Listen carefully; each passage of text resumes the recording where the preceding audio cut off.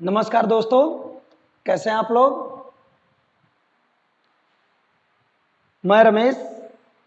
आज का जो आपका फिजिक्स का मेरा टॉपिक काफ़ी इंटरेस्टेड टॉपिक है। इस टॉपिक पे आज के दिन हम लोग सीखेंगे कि इलेक्ट्रिक परमिटिविटी क्या है, प्रावैद्युतांक या वैद्युतशीलता। ये दोनों बातें हम इतने अच्छे तरीके से सीखेंगे। सब लोग जानते हैं प्रावैद्युतांक एक माध्यम का प्रॉपर्टी होता है, लेकिन आज हम आपको ऐसी ऐसी बातें बताएंगे इससे रिलेटेड जो शायद आपको अच्छा लगेगा, बहुत अच्छा लगेगा जान करके कि हाँ, ये सब सारी बातें मुझे नहीं जानकारी थी। इतने अच्छे से आपके सामने आएगा कि जैसे मान लो सब लोग जानते हैं कि परावैद्युतांक एक अलग अलग माध्यमों का अलग अलग होता है, लेकिन मैं आपको बताऊंगा कि परावैद्युतांक जो होता है वो ठोस का क्या होता है। अगर मान लो सब्सटेंस एक ही रहे, जैसे पदार्थ आपका एक ही रहे, जैसे मान लो जल, तो जल का परावैद्युतांक क्या होगा, वाष्प का क्या होगा और बर्फ का क्या होगा। क्या जो इलेक्ट्रिक परमिटिविटी जो होती है, इलेक्ट्रिकल परमिटिविटी, क्या वो सब्सटेंस के स्टेट पे निर्भर करता है या नहीं करता है। इस चीज को हम आज आपको बताएंगे। दूसरी बात हम आपको ये बताएंगे कि अगर प्रावैद्युतांक किसी माध्यम का घटता है या बढ़ता है तो उसका आवेशों के बीच में जो फोर्स लगता है उस पर क्या मतलब प्रभाव पड़ता है। साथ ही साथ हम लोग ये भी सीखेंगे कि अगर प्रावैद्युतांक को हम बढ़ाएं किसी माध्यम को, जैसे मान लो हमने एयर में रख दिया दो चार्ज को, फिर ले जाके हम जल में रख रहे हैं दो चार्ज को, तो उन दोनों चार्जों को जो हम एयर में रखे तब फोर्स क्या था, अगर हमको मान लो वाटर में ले जाके रखे दोनों चार्ज को तब फोर्स क्या था। दोनों चीजें जानने के लिए अगर मान लो एयर में मैक्सिमम था तो कितना था, अगर मान लो हमको एयर का पता हो तो क्या वाटर में हम फोर्स का कैलकुलेशन कर सकते हैं, तो कैसे कर सकते हैं। अगर हमको मान लो वाटर का परमिटिविटी पता है तो क्या मैं कैसे उसको गणना कर सकता हूं, इसके लिए फार्मूला डेरिवेट करेंगे हम लोग। तो इन सब बातों के साथ साथ सबसे पहले इसको जानने के लिए हम जानेंगे सबसे पहले फोर्स, जो आवेश होते हैं उनके बीच जो फोर्स एक्टिव होता है उनके लिए कूलाम्स का लॉ क्या था। तो कूलाम्स का लॉ बड़ा सिंपल था। तो कूलाम्स ने बहुत अच्छी बात बताई कि जैसे जब ये पता चला कि दो चार्ज होते हैं जिसको फ्रैंकलिन ने डिवाइड किया कि हाँ मतलब पॉजिटिव चार्ज होते हैं, नेगेटिव चार्ज होता है। उसके बाद में ये भी पता चला कि अब जो चार्ज होते हैं इनके बीच में फोर्स एक मतलब एक्टिव होता है। उस फोर्स के टाइप बताए गए कि दो टाइप्स के फोर्स एक्टिव होते हैं, एक होता है रिपल्सन फोर्स, एक होता है अट्रैक्शन फोर्स। तो अट्रैक्शन फोर्स होता है अपोजिट चार्ज के बीच होता है, लेकिन वो फोर्स होता कितना है। आप कभी दिमाग लगाइए कि फोर्स तो मैंने जान लिया कि हाँ जो पॉजिटिव और नेगेटिव चार्ज जो हैं, जो आ रहे हैं इधर से पॉजिटिव और नेगेटिव चार्ज दोनों आपको दिखाया जा रहा है कि ये जब अपोजिट होते हैं तो एक दूसरे को अट्रैक्ट करते हैं, लेकिन जब सेम है, देखिए यहाँ जब आप सेम आप चार्ज ले रहे हैं तो ये दोनों एक दूसरे को रिपल कर रहे हैं। तो लेकिन इनके बीच जो फोर्स लग रहा है वो कितना है, इसके लिए जो है साइंटिस्ट गुलाम ने आपको बहुत अच्छे से बताया कि अगर इस फोर्स की कैलकुलेशन करनी हो तो उसके लिए एक फार्मूला उन्होंने दिया। साथ ही साथ में उन्होंने ये सारी बातें बताई कि अगर मुझे मीडियम चेंज करने पर, मान लो अगर मीडियम मैंने चेंज कर दिया, एक बार दो चार्ज को उसके बीच का डिस्टेंस जो है सेम रखा, चार्ज का मैग्नीट्यूड सेम रखा, उसके बाद में हमने ले जाकर उसको वाटर में रखा, फिर वाटर में हमने देखा क्या कि जो ये फोर्स लग रहे हैं इनके बीच में, आवेशों के बीच में, वो फोर्स जो है कब मैक्सिमम होगा, वाटर में मैक्सिमम होगा कि एयर में मैक्सिमम होगा या फ्री स्पेस में मैक्सिमम होगा। ये चीज जानेंगे आज हम इस फार्मूले के द्वारा। तो चलिए जानते हैं कि जो कूलाम्स लॉ है ये क्या है। तो कूलाम्स लॉ जो होता है कि अगर मेरे पास दो चार्ज हों, आप चित्र में देखिए, मेरे पास दो चार्ज हों जिसका नाम दिया गया Q1 Q2। अगर ये दो चार्ज मेरे पास हैं, इनके बीच का जो डिस्टेंस है वो स्मॉल r है, और इन्हें मैं रख रहा हूं ऐसे मीडियम में रख रहा हूं जिसकी इलेक्ट्रिकल परमिटिविटी जो है एप्सिलॉन है केवल। अब इसको जो आप देख रहे हो यहाँ, उसके हिसाब से अगर मैं इस मीडियम के बारे में अगर कूलाम्स लॉ को मतलब डिस्क्राइब करूं तो उसको आप देखेंगे कि दो आवेशों के बीच जो फोर्स एक्टिव होता है वो जो उनके आवेश के मैग्नीट्यूड होते हैं उनके प्रोडक्ट का जो होता है वो डायरेक्ट प्रोपोर्शनल टू होता है। और अगर उनके बीच का डिस्टेंस देखें तो उनके स्क्वायर का इन्वर्सली प्रोपोर्शनल होता है, डिस्टेंस के स्क्वायर का इन्वर्सली प्रोपोर्शनल होता है। अर्थात किन्हीं दो आवेशों के बीच जो वैद्युत बल एक्टिव होता है वो आवेशों के परिमाणों के गुणनफल के अनुक्रमानुपाती होता है, और जो उनके बीच का डिस्टेंस होता है उस डिस्टेंस का जो है वर्ग के व्युत्क्रमानुपाती होता है। इसका क्या मतलब हुआ, हमने ये देख लिया कि जो आवेशों का परिमाण है उसको गुणा किया, उसके डायरेक्टली प्रोपोर्शनल होता है और इन्वर्सली प्रोपोर्शनल होता है। तो इन्वर्सली प्रोपोर्शनल और डायरेक्टली प्रोपोर्शनल का क्या मतलब होता है इसको मैं आपको बता देना चाहता हूँ यहाँ, ताकि आपको इस कॉन्सेप्ट को समझने में आगे दिक्कत ना हो। तो इन्वर्सली डायरेक्टली प्रोपोर्शनल का मतलब होता है कि अगर आवेश का डिस्टेंस हम सेम रखें, सपोज दैट इसको मैंने रखा 2 मीटर पे और हमने आवेश कुछ ले लिए, अगर इनके मैग्नीट्यूड को हम बढ़ाएं तो जब मैग्नीट्यूड को हम बढ़ाते हैं तो देखते क्या है कि इनके बीच में जो फोर्स एक्टिव हो रहा था वो जो फोर्स आया वो मैग्नीट्यूड बढ़ाने से उस फोर्स का जो मैग्नीट्यूड आया वो मैक्सिमम हो रहा है। मतलब आवेश का मैग्नीट्यूड बढ़ाने से उनके बीच जो फोर्स एक्टिव था उसका जो वैल्यू था वो बढ़ रहा है। तो जब वैल्यू बढ़ रहा है इसका मतलब क्या हुआ कि ये डायरेक्टली पर अगर किसी के बढ़ने से अगर कोई दूसरा मतलब कोई दूसरी क्वांटिटी बढ़ती है तो इसको बोलते हैं डायरेक्टली प्रोपोर्शनल। अगर किसी के बढ़ने से वो घटती है दूसरी क्वांटिटीज तो जान लीजिए इन्वर्सली प्रोपोर्शनल टू है। अब डिस्टेंस को अगर हम इंक्रीज करें, अगर डिस्टेंस को हम इंक्रीज करते हैं मतलब बढ़ाते हैं तो हम देखते क्या है कि उनके बीच जो फोर्स एक्टिव था वो डिक्रीज होता है। डिस्टेंस इंक्रीज करने पे फोर्स डिक्रीज होता है, मतलब क्या है कि डिस्टेंस बढ़ाने पे फोर्स कम हो रहा, मतलब ये इन्वर्सली प्रोपोर्शनल है। अब इन दोनों को अगर मैं एक साथ ले लूं तो जब इन दोनों को एक साथ में रखता हूं तब मुझे पता क्या चलता है कि ये जो फार्मूले मेरे मिले इन फार्मूलों की सहायता से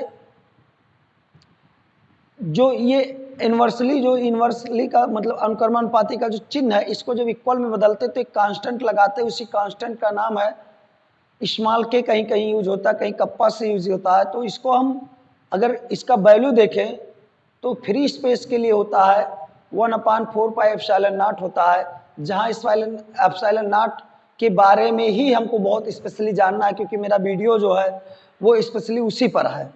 ये तो कुलाम्स लॉ में यूज हुआ है, उसकी सहायता से हम उसको समझ सकते हैं उसका यूज कहाँ बहुत अच्छे से हुआ है इस चीज़ को। लेकिन स्पेशल जो मेरा ये वीडियो है वो इलेक्ट्रिक परमिटिविटी पर ही है, मैं उसी के बारे में बहुत अच्छे से आपको जानकारी दूंगा ताकि आपके जो कन्फ्यूजन है डाउट्स हैं वो क्लियर हो जाएं। तो जितने डाउट्स हैं घबराइए नहीं, आज आपके सभी डाउट्स मैं क्लियर करूंगा। आइए मैं दिखाता हूं आपको कि इलेक्ट्रिकल जो परमिटिविटी होती है वो होता क्या है। तो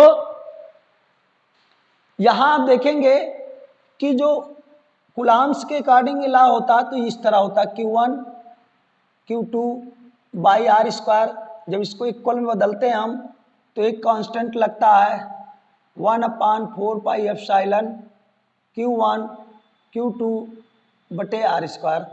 अब जहाँ ये एप्सिलॉन सब कुछ है, एप्सिलॉन ही हमारा सब कुछ है, ये क्या है एप्सिलॉन को ही हम बोलेंगे परमिटिविटी। अब ये एप्सिलॉन परमिटिविटी है, इसका क्या मतलब हुआ, परमिटिविटी है क्या, परमिटिविटी से कैसे हम समझ जाए कि हाँ ये चीज होता है। परमिटिविटी अपने दिमाग में लाया है चीज, चलो मान लो वाटर ले लिए, आइस ले लिए या ऑयल कोई ले लिए और मेरे दिमाग में आ गया चलो इसकी परमिटिविटी ये है, इसकी परमिटिविटी ये, लेकिन उसका मतलब क्या हुआ, हम उसका क्या करेंगे। तो ये चीज जानने के लिए मैं आपको 2-3 बातें बताना चाहता हूँ। पहली बात तो आपको इसको बहुत अच्छे से समझने के लिए आपको ये जानना पड़ेगा, जो चीज़ मैं शुरू से अभी थोड़ी देर पहले बताया हूँ कि जो चार्ज होते हैं उनके बीच जो फोर्स एक्टिव होता है वो 2 टाइप्स का होता है, फर्स्ट अट्रैक्शन, दूसरा रिपल्सन। तो अपोजिट चार्ज होंगे तो अट्रैक्शन होगा, सेम चार्ज होंगे तो रिपल्सन होगा। इस चीज़ को मैं समझाने की कोशिश कर रहा हूँ। तो यहाँ जो है आपके फिगर में जो यहाँ दिखाया जा रहा है, यहाँ पे मैं 2 चार्ज ले रहा हूँ। पहला चार्ज हमारा दोनों सेम चार्ज है, पॉजिटिव पॉजिटिव चार्ज दोनों ले रहे हैं, दोनों चार्जों को मैं रख रहा हूं स्मॉल आर दूरी पर और इसमें दिखाया गया है कि इनके जो सेम चार्ज होने के कारण जो इस पे फोर्स एक्टिव हो रहे हैं, ए वाले पे जो एक्टिव हो रहा है वो दूसरे के कारण होगा, और बी वाले पे जो एक्टिव हो रहा है उस ए वाले के कारण हो रहा है। दोनों के जब आप डायरेक्शन देखेंगे तो डायरेक्शन दोनों का अपोजिट है। अब इसको मैं फ्री स्पेस में ले रहा हूं पहले, तो फ्री स्पेस के लिए अगर डिस्टेंस को मैं कोई वैल्यू दे दूं और सारी चीज बातों को, तो दिखाई क्या दे रहा है कि इसका कोई फोर्स है, सपोज दैट मैंने इसको एफ मान लिया, इस फोर्स को मैंने क्या मान लिया, एफ मान लिया। अब जब इस फोर्स को आप देख रहे हैं तो दिखाया क्या गया है कि यहां पे जब फोर्स एफ एक्टिव हो रहा है अपोजिट सेम चार्ज के बीच में, तो इसको मैंने वाटर में ले जाके रखा। तो जो हमने वाटर में रखा, तो वाटर का आप लोग जानते हैं जो जनरल फार्मूला होता है H2O होता है, और जो ये H2O है इसको आयनाइजेशन स्टेट में जब आप राइट करेंगे तो H प्लस OH माइनस आएगा। तो जो OH माइनस आयंस होते हैं जल के, ये क्या होते हैं, ये जब इसमें चार्ज जाता है पॉजिटिव चार्ज, तो OH माइनस OH जो नेगेटिव आयंस होते हैं ये इस पे अट्रैक्ट होते हैं, क्योंकि पॉजिटिव चार्ज और नेगेटिव चार्ज, तो जब अट्रैक्ट होते हैं तो क्या होते हैं, जिस तरह से एक लेयर बना लेते हैं इसके चारों तरफ। लेयर बनाने के कारण होता क्या है कि इस पे जब ये अकेले रहता तो इस पे चारों तरफ से लेयर बनाते हैं। देखिए अगर ये सेपरेट है तो इस पे चारों तरफ से लेयर बनाएंगे, लेकिन अगर इसमें दोनों चार्ज एक साथ हैं तो जो बीच का एरिया होता है इनके अपोजिट, मतलब एक दूसरे के फ्रंट पे जो होता है, वहां लेयर की संख्या अधिक होती है। अब लेयर की संख्या अधिक होने के कारण पहले से जो हम दिखा रहे थे कि ये फोर्स एक्टिव था हमारा, एफ था, उसके वैल्यू में कमी आ रही है। क्यों? क्योंकि ये लेयर होने के कारण अपोजिट चार्ज जो आपके आ रहे हैं OH माइनस आयन और जो पॉजिटिव चार्ज हम लिए हैं, इन दोनों में भी एक अट्रैक्शन फोर्स होगा। अब इस अट्रैक्शन फोर्स का जो डायरेक्शन होगा वो पहले वाले के विपरीत है। तो पहले, और दूसरी बात, दूसरा चार्ज आ जाने की वजह से उसके कारण भी इस पर एक चार्ज लगेगा, फोर्स लगेगा। तो ये जो फोर्स की कमी हो रही है, ये जो कमी हो रही है उसको केवल आप कहेंगे डाई इलेक्ट्रिक के कारण होता है या इलेक्ट्रिकल परमिटिविटी के कारण होता है। तो जो परमिटिविटी प्रॉपर्टी है ये एक्चुअली में है क्या, ये किसी मीडियम का एक ऐसी प्रॉपर्टी है जो जब कोई दो चार्ज उसमें रखे जाते हैं तो उन चार्ज के बीच में जो फोर्स एक्टिव होता है उस फोर्स के वैल्यू को ये कम करता है। अब कम कितना करेगा, जितने ज्यादा इसकी परमिटिविटी होगी उतने ज्यादा ये कम करेगा। अगर इसकी परमिटिविटी मान लो, जैसे मान लो कोई फोर्स हमारे पास था, तो हमारे पास फोर्स दो चार्ज के बीच में 100 लग रहा था, 100 न्यूटन का फोर्स लग रहा था। अब 100 न्यूटन का जो फोर्स लग रहा था तो परमिटिविटी मान लो उसका 1 था, तो 100 न्यूटन का हो गया, मान लो फ्री स्पेस के लिए है। लेकिन अगर किसी मीडियम में ले जाते उसकी परमिटिविटी 5 है, तो वही फोर्स आपका 20 न्यूटन हो गया। बताइए इतना गुना कम हो गया। मतलब जैसे जैसे आप परमिटिविटी को इंक्रीज करेंगे आपका फोर्स डिक्रीज हो जाएगा, क्योंकि परमिटिविटी ही ये है जो आयनों को, जो हम चार्ज ले जाते हैं उसमें डुबोते हैं, उससे आयनों को एक दूसरे के पास में लाने की परमिशन देता है। और दूसरी बात, वो कितनी फोर्स लगाएंगे इसका परमिशन वही देगा। कौन? वो प्रॉपर्टी जो मीडियम का है जिसका नाम है इलेक्ट्रिक परमिटिविटी।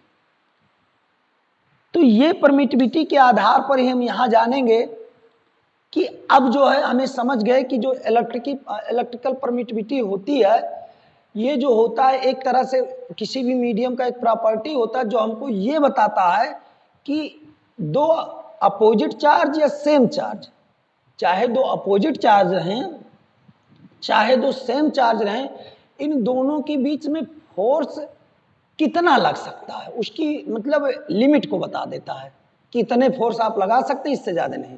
अगर इससे ज्यादा लगाना है तो आपको या तो पास आना पड़ेगा या तो अपने चार्ज के मैग्नीट्यूड को इंक्रीज करना पड़ेगा।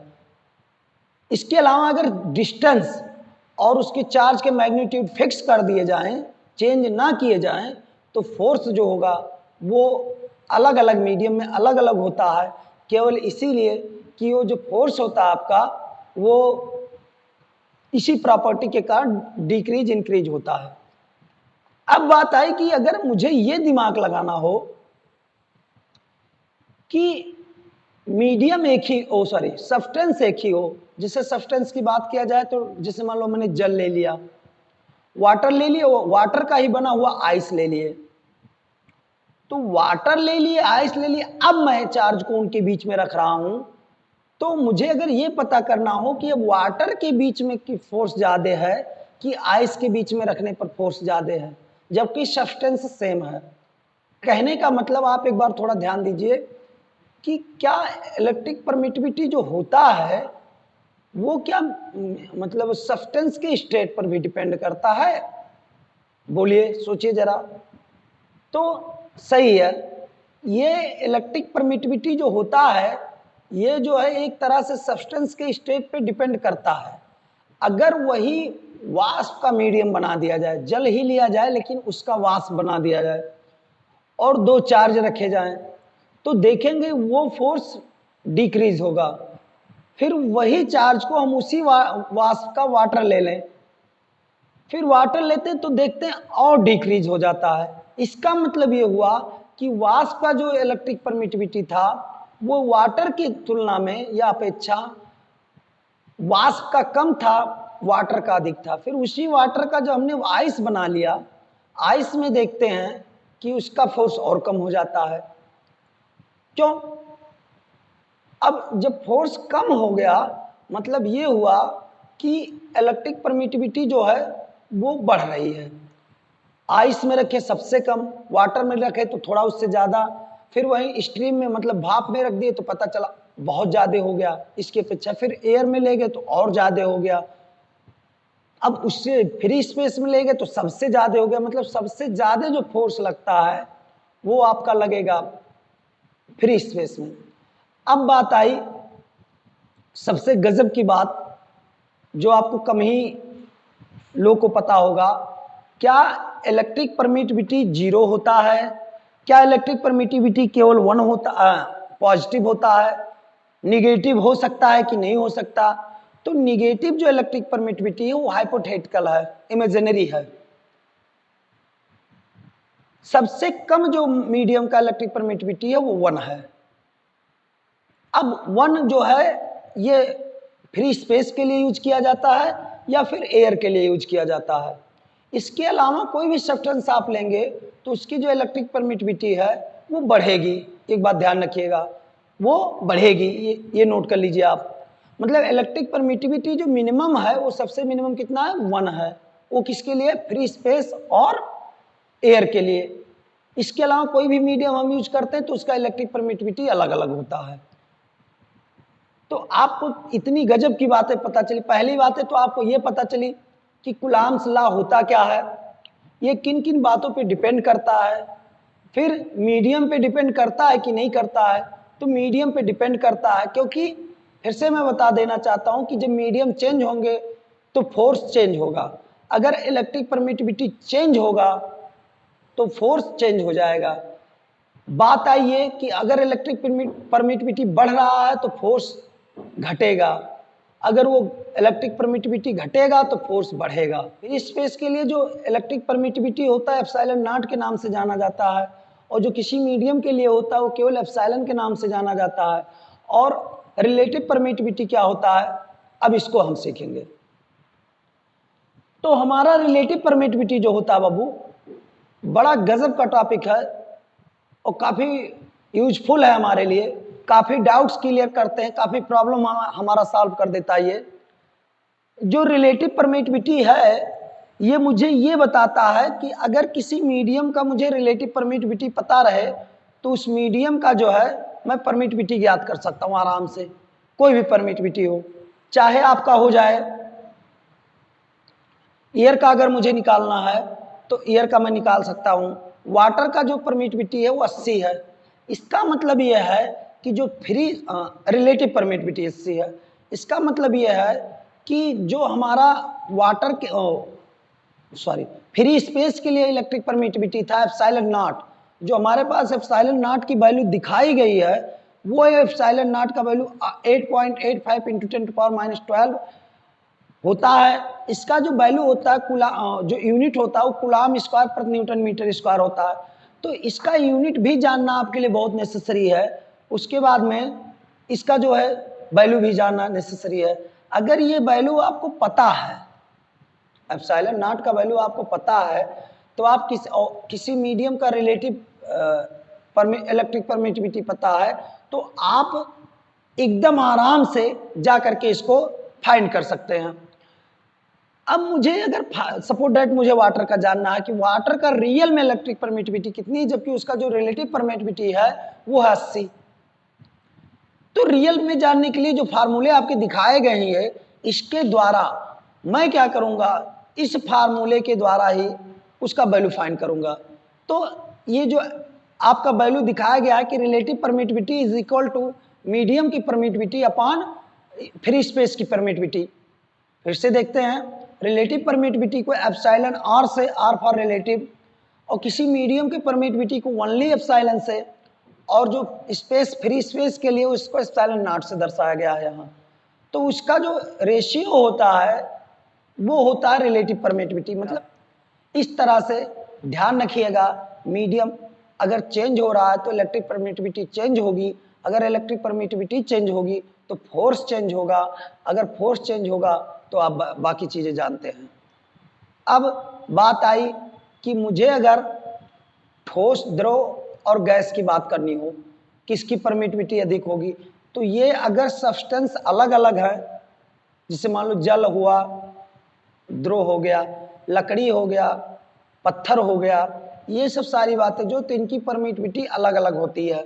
लेकिन अगर सब्सटेंस आपके सेम है और उसके बाद में स्टेट चेंज हो रहा है, जैसे जल के लिए ले लिए, भाप के लिए ले लिए, तो इसको मैं बताया था पहले, उसके हिसाब से चेंज होगा। अब अगर आपको कोई कंफ्यूजन है इसमें तो आप कमेंट कर सकते हैं। इसके अलावा मैं बहुत अच्छे तरीके से समझाने की कोशिश हमने किया। अगर आपको नहीं समझ में आया, वैसे हो नहीं सकता है, मेरी गारंटी है कि आपको समझ में आ गया होगा क्योंकि बहुत आसान था, केवल समझाने की ज़रूरत थी उसको। क्यों ऐसा होता है, क्यों फोर्स को कम करता है, इसको भी हमने जाना, ऐसे कितना कम करेगा इसको भी हमने जाना, रेशियो कितना आता है इसको भी हमने जाना, सारी बातों को हमने जान लिया। अब अगले वीडियो में मैं आपको बताऊंगा कि इसके जो प्रॉब्लम क्रिएट होते कहाँ से होते हैं। अगर इलेक्ट्रिक परमिटिविटी से रिलेटेड मुझे प्रॉब्लम जानने हो तो जो भी आपके कॉन्सेप्ट अभी क्लियर नहीं हो, जो भी थोड़े बहुत डाउट्स बचे हुए हैं 2-4%, उस डाउट को मैं न्यूमेरिकल के द्वारा क्लियर करूंगा। जो कि मेरा अगला पार्ट आएगा वीडियो का, उसमें मैं आपके इस प्रॉब्लम को या डाउट्स को आपके क्लियर कर दूंगा। फिर आपको 100% क्लियर हो जाएगा कि हाँ रियल में इलेक्ट्रिक परमिटिविटी था क्या, किस प्रकार से चेंज होता है, इसका क्या यूज है हमारे दैनिक जीवन में। Thank you.